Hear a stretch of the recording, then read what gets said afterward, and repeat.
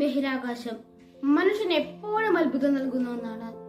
ബഹിരാകാശത്തെ കുറിച്ച് അറിയാനുള്ള മനുഷ്യന്റെ ആഗ്രഹവും ഒട്ടും തന്നെ കുറവല്ല. അതിനായി ധാരാളം ആളുകൾ ബഹിരാകാശ യാത്ര നടത്തിയിട്ടുമുണ്ട്. എങ്കിലും ബഹിരാകാശത്ത് ആദ്യം എത്തിയ മനുഷ്യൻ എന്ന നേട്ടം ഒരാൾക്ക് മാത്രം സ്വന്തം. അത് മറ്റാരുമല്ല, വർഷങ്ങൾക്ക് മുമ്പ് ബഹിരാകാശത്തേക്ക് കുതിച്ചുയർന്ന പേടകത്തിന്റെ സഞ്ചാരിയായ യൂറി ഗഗാറിനാണ്.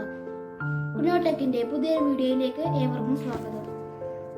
രണ്ടാം ലോക മഹായുദ്ധകാലം സോവിയറ്റ് യൂണിയനിലേക്ക് ജർമ്മൻ പട മുന്നേറുകയാണ്. അവിടുത്തെ പല പ്രദേശങ്ങളും ജർമ്മൻ പട കയ്യേറി. സോവിയറ്റ് യൂണിയന്റെ പടിഞ്ഞാറൻ പ്രവിശ്യയിലുള്ള ക്ലൂഷിനോ എന്ന ഗ്രാമത്തിലേക്കും നാസിപ്പട ഇടിച്ചു കയറി. ഗ്രാമവാസികളെ അവർ നിർബന്ധിച്ച് പണിയെടുപ്പിച്ചു. സ്കൂളുകൾക്കും വീടുകൾക്കും ഒക്കെ അവർ തീയിട്ടു. മിക്ക വീടുകളിലും ജർമ്മൻ പട്ടാളക്കാർ കയറി താമസമാക്കി. അക്കാലത്താണ് ജർമ്മൻ പട്ടാളക്കാർ കയറിയതോടെ വീട് മാറേണ്ടി വന്നവരായ അലക്സ് ഇവാനോവിച്ച് ഗഗാറിന്റെയും തിമോഫെയ് ഏവനയുടെയും മകനായ യൂറി ഗഗാറിൻ ജനിച്ചത്. വീട് മാറേണ്ടി വന്നതോടെ സ്വന്തം വീടിന് പിന്നിൽ ഒരു മൺവീട്ടിലേക്ക് ഗഗാറിനും കുടുംബവും താമസം മാറി. സ്കൂൾ നാസിപ്പട തീയിട്ട് നശിപ്പിച്ചതോടെ യൂറി ഗഗാറിന്റെ പഠിത്തം മുടങ്ങി. സയൻസും കണക്കുമായിരുന്നു ഗഗാറിന്റെ ഇഷ്ട വിഷയങ്ങൾ. അതോടൊപ്പം ഗഗാറിന് മറ്റൊന്നിനോട് കൂടി കമ്പമുണ്ടായിരുന്നു, വിമാനങ്ങളോട്. 21 മാസങ്ങൾക്കു ശേഷം റഷ്യൻ സൈന്യം ജർമ്മൻ പടയെ തുരത്തി ഓടിച്ചു. അതോടെ ഗഗാറിൻ കുടുംബവും സ്വതന്ത്രമായി. 1946 ഗഗാറിന്റെ കുടുംബം യിസ്സസ്തക്കിലേക്ക് താമസം മാറ്റി. അവിടെ ഗഗാറിൻ തന്റെ പഠനം തുടർന്നു. 16 വയസ്സായപ്പോൾ ഗഗാറിൻ മോസ്കോയ്ക്ക് സമീപമുള്ള ഉരുക്ക് നിർമ്മാണശാലയിൽ പരിശീലനത്തിനായി ചേർന്നു. അതോടൊപ്പം സായാഹ്ന സ്കൂൾ പഠനവും ഗഗാറിൻ തുടർന്നു. 1951 മോസ്കോയ്ക്കടുത്തുള്ള ഒരു ട്രേഡ് സ്കൂളിൽ നിന്ന് മോൾഡറായി ബിരുദം നേടിയ ഗഗാറിൻ സാരാട്ടോവ് എന്ന സ്ഥലത്തെ ഇൻഡസ്ട്രീസ് കോളേജിൽ പഠനം തുടർന്നു. കോഴ്സ് പൂർത്തിയാക്കിയ ശേഷം സോവിയറ്റ് എയർഫോഴ്സ് കേഡറ്റ് സ്കൂളിൽ യൂറി ഗഗാറിൻ ചേർന്നു. ഗഗാറിന്റെ ജീവിതത്തിലെ സുപ്രധാന വഴിത്തിരിവായിരുന്നു അത്.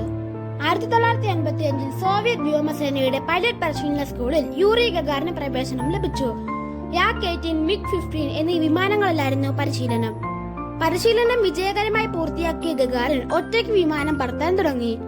1957 നവംബറിൽ ഗഗാറിന് ലഫ്റ്റനന്റ് പദവി ലഭിക്കുകയും തുടർന്ന് സീനിയർ ലഫ്റ്റനന്റായി സ്ഥാനക്കയറ്റം ലഭിക്കുകയും ചെയ്തു. അക്കാലത്താണ് ബഹിരാകാശ പദ്ധതികളിൽ പങ്കാളിയാകാനുള്ള തന്റെ ഇഷ്ടം ഗഗാറിൻ മേലുദ്യോഗസ്ഥരോട് പറഞ്ഞത്. അവരത് ബഹിരാകാശ ഏജൻസിയെ അറിയിച്ചു. ബഹിരാകാശ ഏജൻസി നടത്തിയ പലതരം പരീക്ഷണങ്ങളിൽ യൂറി ഗഗാറിൻ മികച്ച പ്രകടനമാണ് കാഴ്ചവെച്ചത്. അന്നുവരെ ഒരു മനുഷ്യനും ചെയ്യാത്ത കാര്യമാണ് ഗഗാറിനെ കാത്തിരുന്നത്, ബഹിരാകാശ യാത്ര. 1961 ഏപ്രിൽ 12 രാവിലെ 9 മണി കഴിഞ്ഞതോടെ സോവിയറ്റ് യൂണിയനിലെ ബൈക്കന്നൂർ എന്ന സ്ഥലത്തെ വിക്ഷേപണത്തറയിൽ നിന്ന് ഒരു റോക്കറ്റ് ആകാശത്തേക്ക് കുതിച്ചുയർന്നു. അതിലെ വോസ്റ്റോക്ക് 3KA എന്ന പേടകത്തിൽ യൂറി ഗഗാറിനും ഉണ്ടായിരുന്നു. ഗഗാറിനെ ബഹിരാകാശത്തെത്തിച്ച സോവിയറ്റ് ബഹിരാകാശ പദ്ധതിയാണ് വോസ്റ്റോക്ക് പദ്ധതി. അമേരിക്കയുടെ മെർക്കുറി പദ്ധതിക്കൊപ്പം മത്സരിക്കുന്നതിനാണ് ഇത് തയ്യാറാക്കിയത്. ഗഗാറിന്റെ ബഹിരാകാശ യാത്ര വോസ്റ്റോക്ക് 1 ആണ്. ഇതിനുശേഷം 5 വോസ്റ്റോക്ക് വിക്ഷേപണങ്ങൾ കൂടി നടത്തിയിട്ടുണ്ട്. 108 മിനിറ്റുകൾക്ക് ശേഷം ഗഗാറിൻ ഭൂമിയിൽ തിരിച്ചെത്തി. ആ സമയം കൊണ്ട് അദ്ദേഹം ഭൂമിയെ ഒരു വട്ടം മലമിച്ചു കഴിഞ്ഞിരുന്നു.